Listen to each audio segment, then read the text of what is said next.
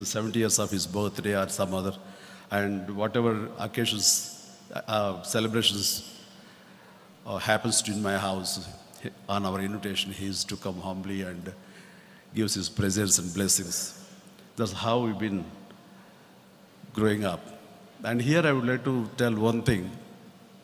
At the time of Saira, all of us, we thought to request Sri Amitabh Bachchan ji to play a cameo as my guru.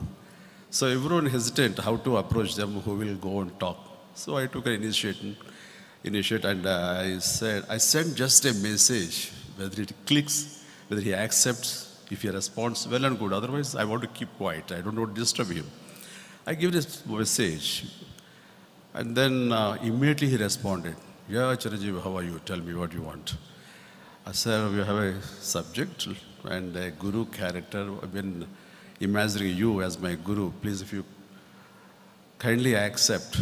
Nothing like that. He said, yeah, definitely I'll do. So gracefully, immediately he accepted. And all of us, we felt so happy. And next I asked, sir, what's the arrangements? How to do all the arrangements? All these things. You're commuting and staying and all these things. I said, what? Don't do anything. I myself will come. I myself with my crew, I will stay in a hotel and I'll do myself. Don't worry, okay? I'm just finishing a movie within that time limit. That's how he finished. I don't know how to respond. Literally, I didn't take care of Sri Amitabh Bachchan ji. He didn't allow me to do that. And then at the end of the day, last day, I was hesitantly asked him, sir, how to fulfill formalities and how to, what? There's formalities. No formalities. What are you talking, Chiranjeevi? You are my friend. Just for the love and affection, I've been doing this. Don't insult me, okay? That's how he has shown his love and affection being a friend. I learned so much, sir. Sir, before everyone, I'm telling from the bottom of my heart, really, I indebted a lot to you, sir, lifetime. Really, I don't know what can I give you back, sir, other than saying humbly, thank you so much. Thank you so much, sir. And God should give you enormous strength and health. Long live Amitabh ji. Thank you so much being here, sir. Thank you, making all of us so happy with your presence. Really, all of us, once again, thank you so much, sir. And then, ఇక సాధారణంగా మనకు ఒక తెలుగులో ఒక నానుడు ఉంది, ఇంట గెలిచి రచ్చ గెలవాలి అని. నా విషయంలో నేను రచ్చ గెలిచి ఇప్పుడే ఇంట గెలిచానేమో అనిపిస్తుంది. దానికంటే ముందు నేను ఆర్టిస్ట్గా డే బై డే గ్రో అవుతున్న సమయంలో బయట ఆడియన్స్ నుంచి అందరి నుంచి చాలా చక్కటి ప్రశంసలు వస్తుంటే నేను ఇంటికి వెళ్ళినప్పుడు మా నాన్నగారు ఎవరన్నా సినిమా చూసి పొగుడుతారా చూస్తే ఆయన ఎప్పుడు పొగిడేవాళ్ళు కాదు. అలా చూసి వచ్చావాదా అని అట్లా ఎప్పుడు ఎన్ని సంవత్సరాలైనా ఎన్ని సినిమాలు అయినా సరే బయట నాకు ప్రశంసలు వచ్చాయి, కానీ ఇంటికి వెళ్ళేసరికి ఆయన ఏమీ పొగిడేవాళ్ళు కాదు. నాన్నకి నటన అంటే చాలా ఇష్టం, కానీ నా నటన నచ్చలేదా ఏంటి, ఏమి పొగడరు ఏమిటి, ఏమి ప్రశంసించరు ఏంటి అని అనిపిస్తుండేది. సో ఒకరోజు వెళ్ళినప్పుడు నా కవర్ పేజీలన్నీ తోటి మ్యాగజైన్స్ ఉన్నాయి అక్కడ, వాటిని చూస్తున్నారు. నేను రాగానే తీసి పక్కన పడేశారు. అవి బాగున్నాయి కదా, బాగున్నాయిరా అని ఒక మాట అంటారేమంటే అనలేదు ఆయన. సరే లోపలికి వెళ్ళి అమ్ముంది, అమ్మ ఏంటమ్మా ఎప్పుడు నాన్న ఒక మాట అనరు, బాగుందనరు, ఇంట్లో వాళ్ళు కనుక పొగిడితే అదే వేరు కదా, ఆ దారే వేరు కదా, బయట ఎన్ని పొగడ్తలు వచ్చినా బయట రచ్చ ఎంత గెలిచినా సరే ఇంట గెలవమంటారు, ఇంట్లో ఏంటమ్మా అంటే లేదురా నాన్న చాలా పొగుడుతారు, ఇంటికి రాగానే అబ్బాయి ఏం చేశాడు నా కొడుకు, అద్దరు కొట్టేశాడు అద్ది అంటూ ఆయన 2-3 బూతు పదాలు కలిపి, అది మామూలుగా సంస్కృతం వస్తుంటుంది ఒకటండి అలవోకగా, ఆయన అవన్నీ కలిపి మాట్లాడుతుంటారు, చాలా ఇదిగా ఉంటారు. కదమ్మా ఇప్పుడు కూడా చూడు అంటే, లేదురా నేను అడిగాను మరి ఆ విషయం వాడికి చెప్పచ్చు కదా అంటే, లేదే బిడ్డల్ని తల్లిదండ్రులు పొగడకూడదు, ప్రశంసించకూడదు, అది వాళ్ళకి ఆయుక్షీణం అని చెప్పేసి ఆ రోజు అనిపించింది.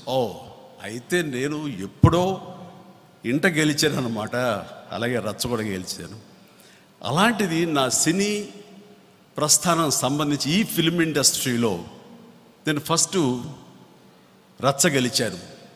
కానీ పరిశ్రమలో గెలిచే అవకాశం, పరిశ్రమ అంటే నా ఇల్లు అనుకుంటే, ఈ పరిశ్రమలో గెలిచే అవకాశం వజ్రోత్సవాలు అప్పుడు వచ్చింది.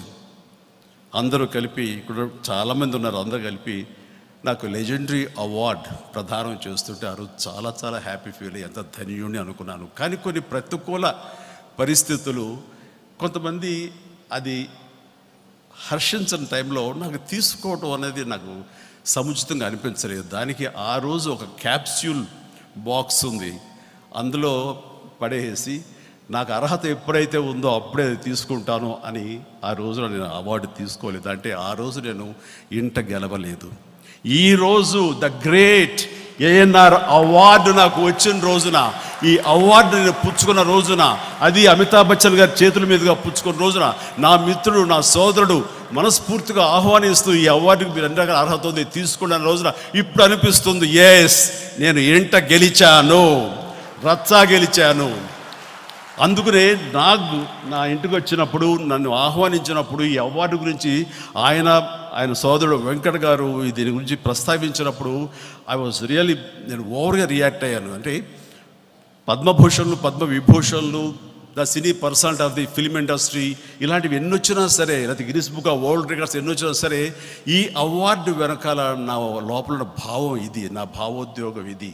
నా వాళ్ళను గుర్తించి, నా వాళ్ళు నా ఇంట ఇలాంటి ప్రశంసలు, ఇలాంటి అవార్డులు వచ్చిన రోజున అది నిజమైన అచీవ్మెంట్, అది అని నేను ఫీల్ అయ్యాను. అది ఈ రోజున మనస్ఫూర్తిగా అనుభవిస్తాను. అందుకనే నాకు ఈ అవార్డు మామూలు అవార్డు కాదు, ఇది ప్రత్యేకమైన ఉంది. ఎందుకు ప్రత్యేకమని చెప్పేసి, ఎందుకు అన్నింటి అవార్డులు మించిన ఈ అవార్డు గొప్ప అవార్డు అని నేను ఫీల్ అవుతాను అన్నది నేను ఈ రోజు స్టేజ్ మీద చెప్పాలనుకున్నాను, చెప్పాను. అందుకే నాకు ఆ మాట అన్నాను. చాలా చాలా ఆనందంగా ఉంది. అండ్ ఇక్కడ అమ్మ గురించి ప్రస్తావించాను కూడా, అమ్మ ఎదురుగా ఉంది. ముఖ్యంగా అమ్మని ఇక్కడ ఈ ఫ్రంట్ సీట్లో కూర్చోపెట్టడానికి ప్రధానమైన కారణం ఏంటంటే, ఇక్కడ ఉన్నటువంటి లేదా మన తెలుగు రాష్ట్రాల్లో లేదా ప్రపంచపరంగా ఎన్టీ రామారావు, క్షమించాలి మహానుభావుడు, ఆయన పేరు కూడా వచ్చింది, సంతోషం. ఏఎన్ఆర్ గారి ఫ్యాన్స్ ఎవరైనా ఉంటే కనుక వాళ్ళు సీనియర్ మోస్ట్ ఫ్యాన్ అమ్మ ప్రజెంట్. ఇప్పుడు ఎలాంటి ఫ్యాన్ అని మీతో ఒక ఇన్సిడెంట్ నేను షేర్ చేసుకోవాలి. ఆ మహానుభావుడికి అమ్మ మొగల్తూరులో నిండు గర్భిణిగా ఉంది.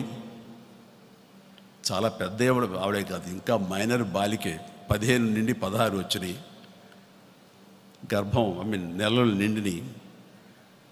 కడుపులో ఒక జీవి, ఈ చిరంజీవి ఉన్నాడు. అమ్మ తన కోరిక వెలిబుచ్చింది, ఏమండి మా నాగేశ్వరరావు గారి సినిమా రిలీజ్ అయింది, వెళ్ళి చూడాలి, మళ్ళీ 1 or 2 months అయితే కనుక డెలివరీ అయితే ఇంకా నేను బయటికి పంపరు, నేను చూసే అవకాశం లేదు, నేను చూడాలి అని. అమ్మ మొగల్తూరులో ఉండేది, వాళ్ళ పుట్టింట్లో. నర్సాపురం దాటి పాలకొల్లు